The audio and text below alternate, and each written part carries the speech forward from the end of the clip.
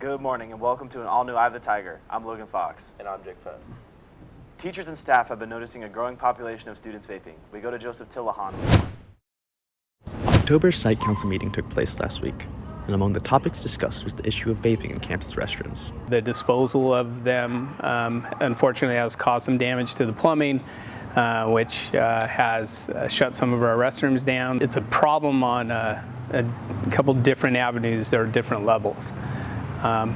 It's not healthy. It's unsafe. I think it creates an environment in the bathroom for our kids, for our students that genuinely need to use the restroom or want to use the restroom and encounter that and would rather not. Some students avoid using the bathrooms altogether to avoid the issues, which according to Councilmember Laura Pipitone can carry consequences for student health. I think they're afraid to use the bathrooms, and they might not hydrate because they're afraid to use the bathrooms, and I don't think that's a good idea. Some council members commented that the perception of the prevalence of vaping on campus may be slightly inflated, and preventative measures are already being implemented by administration.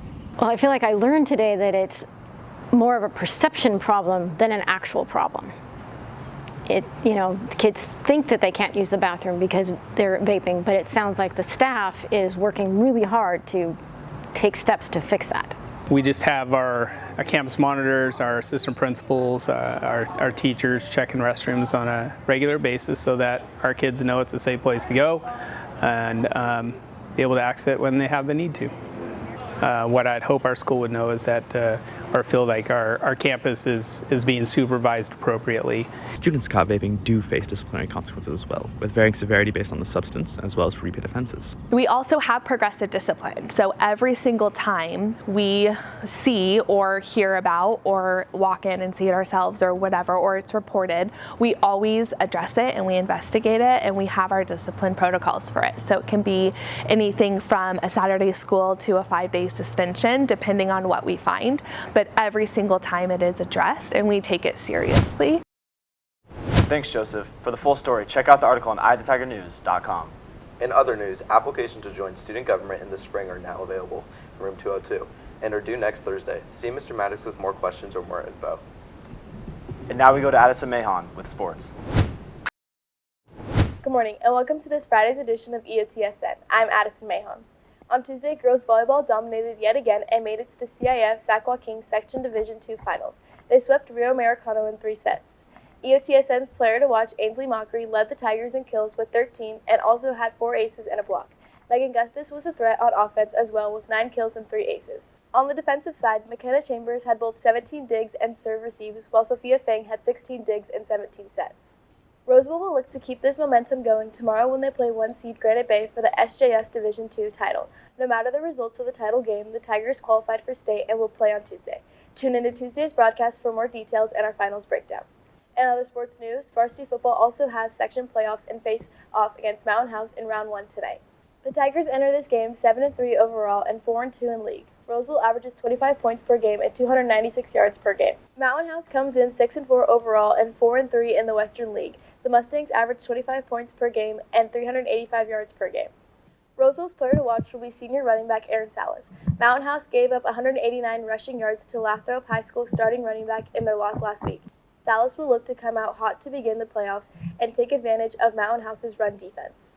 Mountain House's player to watch is senior receiver E.J. Campbell. Campbell leads Mountain House in touchdowns with 14 and will put Roseville's air defense to the test.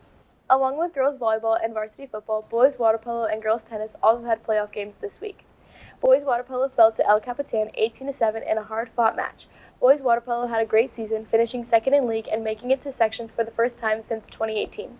And on the tennis courts, the Tigers took care of Christian Brothers 9-0, a clean sweep with Abby Sassano and Macy Clifford not allowing a single point in their doubles match. Girls tennis will face West Park on Monday.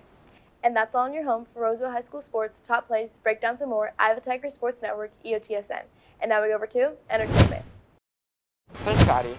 Today, the greatest thing to happen to the human population since the invention of the ramp, Fortnite updated.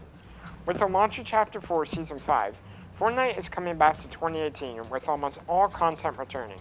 I'm talking weapons, shopping carts, and map locales, and even hybrids of old skins. When it gave way to Fortnite has been one of the most consistent multiplayer games since 2017. And since 2020, it's been scaring off new and old players with content updates that at times can be questionable. Ever since the start of a slow decline in quality, players have been begging for OG Fortnite to return, and Epic Games oblige. 4 years late, but it's the thought that counts. Anyways, to be fair, Fortnite hasn't been all bad within the last few seasons. Having insane multi-million-dollar collaborations with names like Marvel, Star Wars, and even Ryan Reynolds. How'd that happen?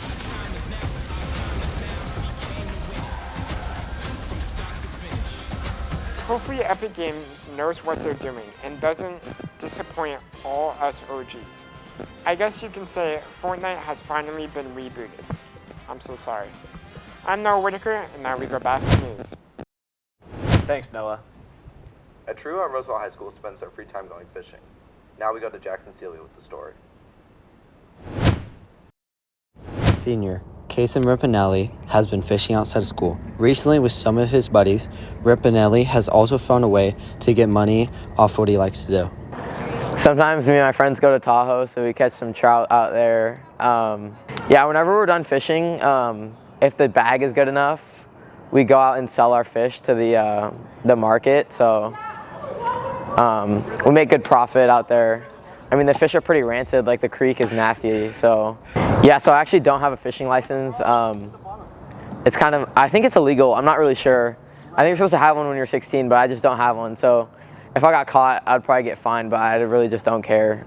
Rimpinelli's friend, senior Jay Need, has caught a lot of different fish and found interesting techniques to catch them. I fish for largemouth bass and rainbow trout. So actually, most of the time, I don't use lures. I just use my hands. And I like to put bread in the water and jump on the fish. I don't know who's eating these fish, but the market seems to love it, and it's all under the table, so. Thanks, Jackson. This is a reminder for tonight's football game that all tickets must be bought online. That's it for us today on Eye the Tiger. And remember, we're always on eyethetigernews.com. See you next time.